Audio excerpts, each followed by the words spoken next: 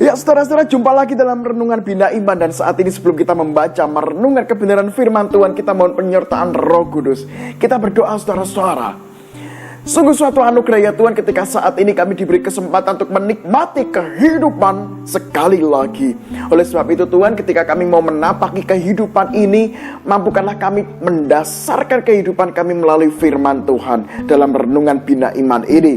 Oleh sebab itu kembali kami membuka telinga kami, membuka pikiran kami dan membuka hati kami, agar firman Tuhan ini senantiasa mewarnai, memperlengkapi, dan firman Tuhan ini senantiasa menyertai kehidupan kami.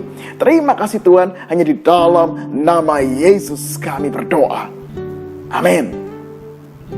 Suatu hari ada seorang anak hendak mengikuti tes di sekolahnya. Oleh sebab itu, semalam sebelumnya dia mempersiapkan diri. Dia belajar, dia mempersiapkan diri, dia mengerjakan handout, dia terus-menerus menghafalkan. Supaya apa? Supaya dia bisa mengerjakan tesnya. Dan pagi hari, ketika dia mau berangkat sekolah, dia diberi semangat oleh kedua orang tuanya. Ayo, kamu pasti bisa. Kamu sudah persiapan, kamu pasti bisa mengerjakan. Nah, oleh sebab itu sang anak ini dengan semangat, dia berangkat ke sekolah sambil jalan kaki. Nah, di tengah perjalanan dia ketemu sama temennya. Temennya langsung ngomong gini, kamu sudah belajar? Oh sudah. Waduh, materinya susah ya. Saya belajar bolak-balik itu susah. Saya menghafalkan itu susah. Wah, saya wis nyerah lah. Wis aku gak tahu. Pokoknya ini susah banget nanti tesnya. Nah, saudara-saudara, temennya ini berkata bahwa dia mengalami kesulitan dan dia pasti tidak bisa mengerjakan tes. Nah, muncul temennya yang lain, saudara-saudara. Perkataannya pun sama. Wah, nanti tes sih, wah susah. Apalagi kita lihat gurune ini ya. Gurune ini kalau ngasih soal itu mesti susah, mesti angel. Apalagi saya dengar kakak tingkat kita itu banyak yang remedi kalau sama guru ini. Nah, saudara-saudara, kita melihat anak yang tadinya semangat, yang tadi saya ceritakan di awal ya, semangat mulai ketika dengerin teman-temannya mulai, waduh lah kok gini, waduh lah kok susah, waduh lah kok banyak yang remedi kakak tingkat saya. Mulai saudara-saudara, yang tadinya semangat, mulai semangatnya perlahan kendur. Ketika sampai sekolahan, muncul teman yang ketiga, omongannya pun sama, gitu. Wah, wis aku nyerah, wis mbuh ra ngerti nanti tes seperti apa. Wis pokoknya jawab saisone, pokoknya mengerjakan sebisanya.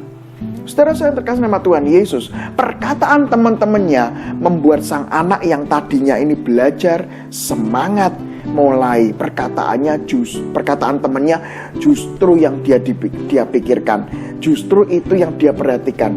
Oleh sebab itu justru ketika membuat tes, si anak yang tadinya belajar ini justru malah mengalami kesulitan. Dia grogi. Karena apa? Dia memikirkan perkataan temannya yang tidak membangun. Karena dia memikirkan perkataan temannya yang justru tidak menumbuhkan semangat. Karena hasilnya apa, saudara-saudara? Dia tidak mengerjakan dengan maksimal. Meskipun malam sebelumnya dia sudah mempersiapkan diri dengan maksimal. Nah, saudara-saudara terkasih nama Tuhan Yesus, kisah tadi mau mengatakan bahwa kadang-kadang dalam kehidupan ini kita diperjumpakan dengan berita-berita, atau kita diperjumpakan dengan orang-orang yang perkataannya nggak membangun, perkataannya meruntuhkan semangat.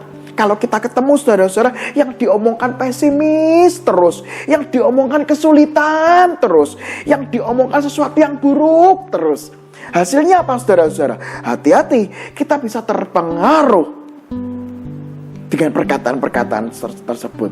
Oleh sebab itu saudara-saudara, dalam Filipi pasal yang keempat ayat yang ke-8, Paulus mengatakan ini kepada jemaat Filipi. Jadi akhirnya saudara-saudara, semua yang benar, semua yang mulia, semua yang adil, semua yang suci, semua yang manis, semua yang sedap didengar, semua yang disebut kebajikan dan yang patut dipuji, pikirkanlah semuanya itu.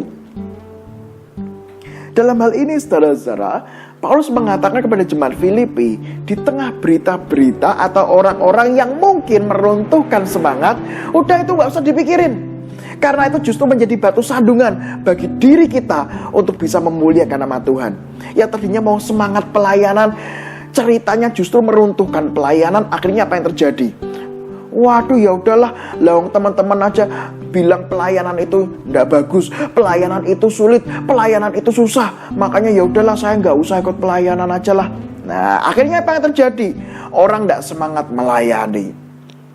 Ketika sudah semangat menghadapi hidup ini, mau bekerja, muncul berita-berita atau orang-orang tertentu ngomong, wah ini susah, masa pandemi ini susah, omsetnya turun, udahlah, wis nyerah wae nek ngono, udah menyerah saja. Saudara-saudara, ingat Paulus mengatakan, itu gak perlu didengerin. Memang didengarkan sesuai dengan kadarnya saja. Itu membuat kita apa? Terpacu untuk semangat di tengah kesulitan yang ada. Tetapi saudara-saudara, jangan sampai berita-berita negatif itu justru mempengaruhi kita sehingga kita nggak bisa maju, sehingga kita nggak bisa semangat, sehingga kita tidak bisa untuk melihat optimisme di tengah kehidupan ini.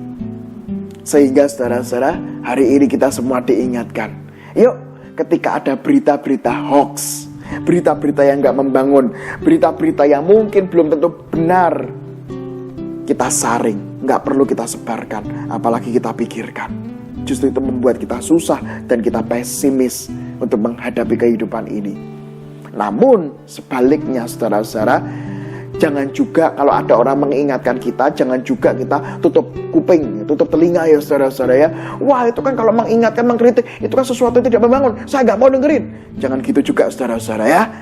Siapa tahu kritikan itu justru membuat kita tambah maju. Siapa tahu apa yang dia ingatkan kepada kita itu membuat kita tambah semangat, tambah bagus di dalam berkarya. Makanya ketika kita mendapat kabar apapun juga, atau ketika kita bertemu dengan siapapun juga, yuk kita saring, kita filter. Apakah berita-berita atau perkataan-perkataan orang itu membangun kita atau tidak. Kalau dia mengkritik, serap kritikannya supaya kita membangun diri kita, supaya kita bisa lebih berkarya.